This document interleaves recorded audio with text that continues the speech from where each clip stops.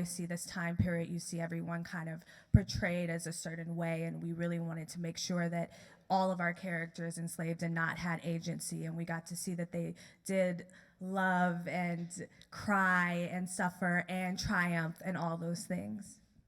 And the more we did the research, the more that this story just had such great drama that, normally you have to make up that sort of thing for the Hunger Games or something like that. But inherent in it was kind of a bravery I've never seen before. And the more we did research, the more the true stories were stronger than any fiction we've ever read. So we're at the Schomburg Center. Tell us about the research. What inspired you? What did you dig into? We'll get to you all, because don't worry.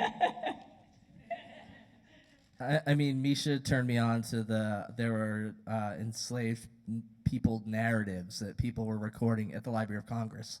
So often a son or a grandson would be recording their grandfather saying, explain what life was like. And it was just kind of amazing because it opened you up to how complex life was. And again, people laughed and loved, and you got to see kind of a different dimension that I had been exposed to.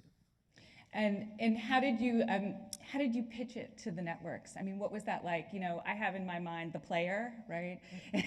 So what was it? The movie, the Robert Altman movie. So what was that pitch like, and how did you sell it? Well, we said that we wanted to be bold. That was our number one. That's the word bold. We kept saying over and over with the storytelling. Visually, Anthony Hemingway, who directed it, brought that. Red Tails, Anthony Hemingway. And then also just with the music as well, we said we wanted to use contemporary music and kind of use that as a bridge from the past to the present. So bold, bold, bold. Misha, what was it like writing this story and having to embody these stories in order to tell the lives of these slaves accurately? Was it hard to live with the ghosts of these narratives? I don't think it was hard for me, because I think that again, all the research we did and all the stories were just so powerful and so worth telling. Do you know what I mean? That I didn't feel negatively about it. I was just very excited, and I think that, with our big giant ensemble cast, we always found the problem being like we wanted to tell all the stories and we couldn't tell all the stories. And I think that's what the joy of, hopefully, knock on wood, having season after season will be, is to be able to finally, put more of these stories out into the public eye. A year ago, at the end of January last year, I got a call from my agent.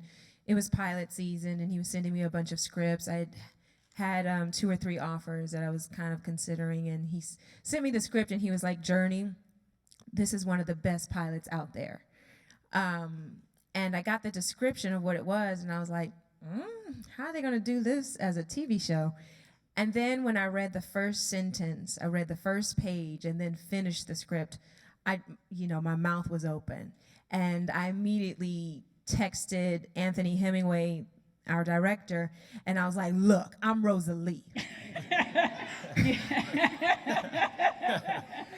And I sent him this long page. It was like a chapter of all the reasons why I was Rosalie. No other actress could play her like me. And Wait, but what spoke to you about that role? I mean, it's so funny, but what was it that really drew you? For me, Rosalie is so complex and so layered. On the surface, you think she's this shy house slave, but she's got all this inner working going on. She's got this strength inside of her. She's got these dreams, these ambitions that just won't be silenced.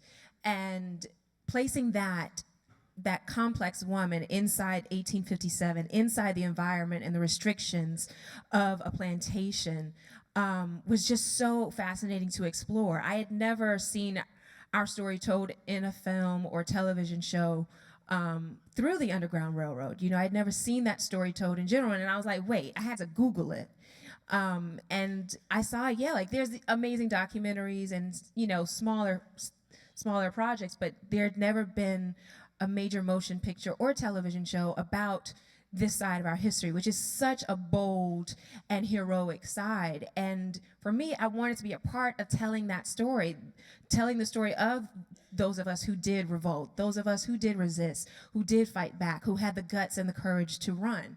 And Rosalie, for me, there's so much that I'm just in love with her. And there's so much that she is thinking without even saying. There's a lot of nonverbal communication, and that's kind of like an actor's dream, you know, to have those very rich and complex characters.